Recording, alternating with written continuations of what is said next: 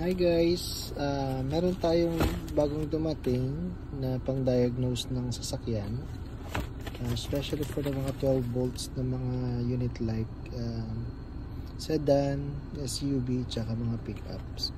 So ito guys, tawag ito ay launch C-Reader Professional model CRP129X version 2. So ito guys, capable to mag-diagnose ng mga sasakyan natin, mga brand new, any brand ng mga sasakyan, mga Tesla, mga Chinese cars, lahat po pwede nang i-cover up. So ito guys, unbox natin ang unit na to. So it comes with the bag. Oh, sorry guys, kasi mag-isa lang akong may hawak ng kamay ko. So with bag, so yan siya guys. Kung open mo siya, meron siyang box lang only. So maybe ba siya ma-access, ma-give sa akin ng supplier. So ito guys, comes with a box with launch user manual, with launch quick start guide, how to use this device. Then we have the unit itself. So ito siya guys, medyo malaki-laki siya. Yan, maganda siyang gamitin for diagnosing. So i-on natin siya. So open na siya. Let's check it out. So we have a OBD connector sa ating sasakyan. So ang model ng sasakyan ay Subaru. So let's check kung meron siyang problem. So ito guys, ko-connect lang natin dito. Ito. Tapos ito, i-connect natin to sa sasakyan. So pause ko muna para ma-check, ilagay ko dun sa sasakyan. Thank you guys. So guys, ito na, ready to assemble na ang ating OBD. So natanggal ko na rin yung takip nito. So kailangan tago muna natin dito guys. Ito guys, so ito, i-connect natin to dito. Yan. As you can see, ilalim meron to kayo makikitang white. Kahawig lang nitong i-connect na OBD. So ayan siya guys, ito. Yan, yung white na yon, parang sa PC. Yan, doon natin connect yung OBD. So ilagay natin ng konti. So ngayon, lalagay ko lang siya para ma-diagnose natin yung ating sasakyan. So connecting this port.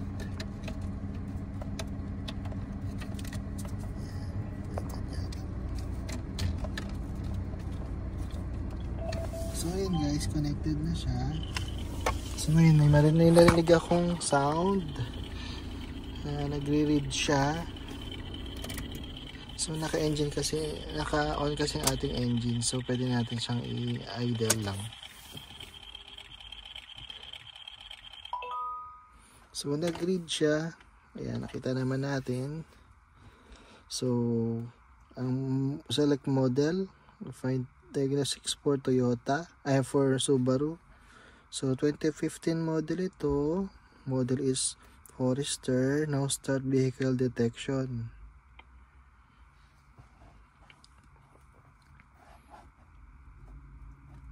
So detecting computer box inside. So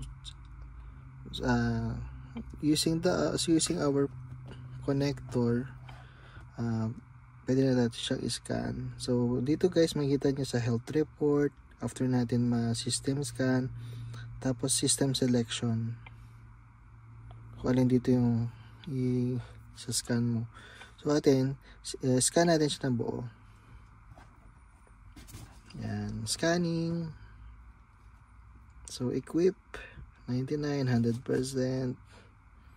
So makikita mo guys dito yung health report. So health report, kung ano ng mga code na makikita natin sa loob ng sasakyan.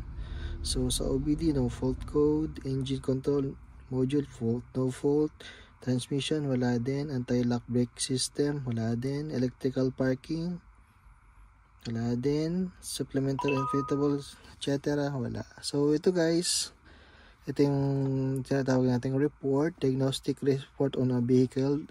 The report is issued by launch. Ayan. So yung VIN number ng sasakyan makikita mo dito, anong brand model. So usually ito Subaru, Toyota, year model 2015, kilometer reading etc. So makikita mo guys, yan, normal lahat. Yan, no DTC, no engine wala din, normal. So pwede mo siyang i-share online dun sa mechanic na gusto mong padalhan ng report. So wala tayong kailangan i-clear na code. So lahat naman ay normal, kita nyo naman.